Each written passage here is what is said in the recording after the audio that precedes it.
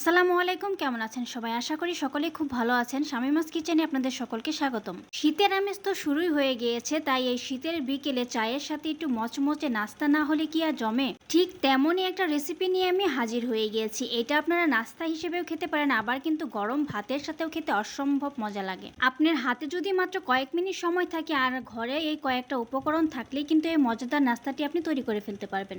এখন তো শীত শুরুই হয়ে গিয়েছে, প্রায় সবার ঘরেই কিন্তু এই ফুলকপিটা থাকে। এই ফুলকপি দিয়েই কিন্তু আজকে মজাদার পকোড়া তৈরি করব।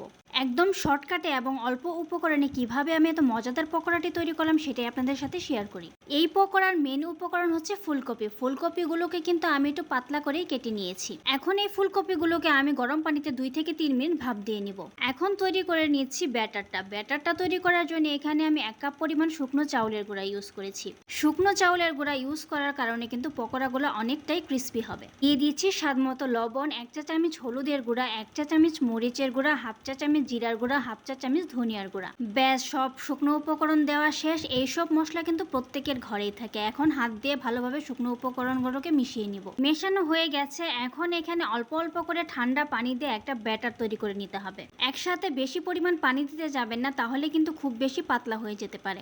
বেগুনি তৈরি করার জন্য বেসনের যে ব্যাটারটা আমরা তৈরি করি, ব্যাটারটা কিন্তু একদম সেই রকমই হবে। খুব বেশি পাতলাও না, আবার খুব বেশি ঘনও না। অল্প অল্প করে পানি দিয়ে কিন্তু আমি ব্যাটারটা তৈরি করে নিয়েছি। দেখতেই পাচ্ছেন আমার ব্যাটারের কনসিস্টেন্সিটা।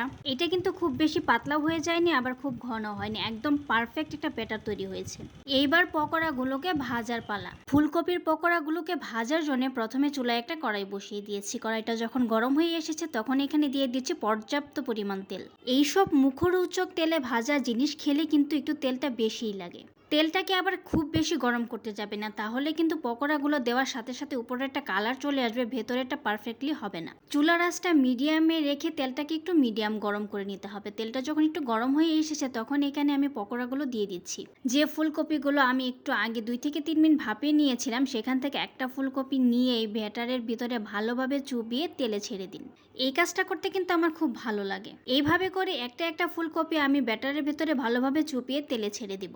যদি বাড়ির সদস্য একটু বেশি থাকে তাহলে কিন্তু এই পকোড়াটা একটু বেশি করেই করতে হবে, না হলে কিন্তু আপনি নিজেই খেতে পারবেন না, শর্ট পড়ে যাবে। একটা একটা করে সবগুলো ফুলকপি কিন্তু আমার এখানে দেওয়া হয়ে গেছে। এখন শুধু লাল লাল করে ভেজে নেওয়ার পালা। পকোড়ার একটা সাইড কিন্তু আমার খুব ভালোভাবে ভেজে নেওয়া হয়ে গেছে। এখন সবগুলো পকোড়াকে আমি উল্টিয়ে দিচ্ছি। দেখেন পকোড়াগুলোর অবস্থা, একটা আর একটাকে একদম আষ্টে পিষ্টে জড়িয়ে রেখেছে, যেন তাদের কতই না মহব্বত। এইভাবে জড়িয়ে গেছে দেখে টেনশন করছেন, একদম টেনশন করবেন না। এইভাবে একটু করে চাপ দিলে কিন্তু একটা আরেকটা থেকে ছেড়ে দিবে। বাসায় যখন আমি এই সিজনে এই পকোড়াটা তৈরি করি তখন তো একদম নামানোর সাথে সাথেই শেষ হয়ে যায়। সবগুলো পকোড়াই কিন্তু আমার এখানে ছাড়ানো হয়ে গেছে। দেখতে পাচ্ছেন কি সুন্দরভাবে একটার থেকে আরেকটা ছেড়ে দিয়েছে। এখন এই পার্টটাও ভালোভাবে লাল লাল করে ভেজে নিব। সবগুলো পকোড়াই কিন্তু আমার খুব ভালোভাবে লাল লাল করে ভেজে নেওয়া হয়ে গেছে। এখন একটা স্ট্রেনারের সাহায্যে আমি সবগুলো পকোড়াকে তেল থেকে উঠিয়ে নিচ্ছি। এইটা কিন্তু অনেকটা ক্রিস্পি হয়েছিল। চলুন এইবার আপনাদের পরিবেশন করে দেখাচ্ছি। এই তো তৈরি হয়ে গেল খুবই কম সময়ের মধ্যে খুবই মজাদার মুখরোচক একটা নাস্তা। এইভাবে পকোড়া বানিয়ে কিন্তু আপনি বাসা ছোট থেকে বড় সবারই মন জয় করে ফেলতে পারবেন।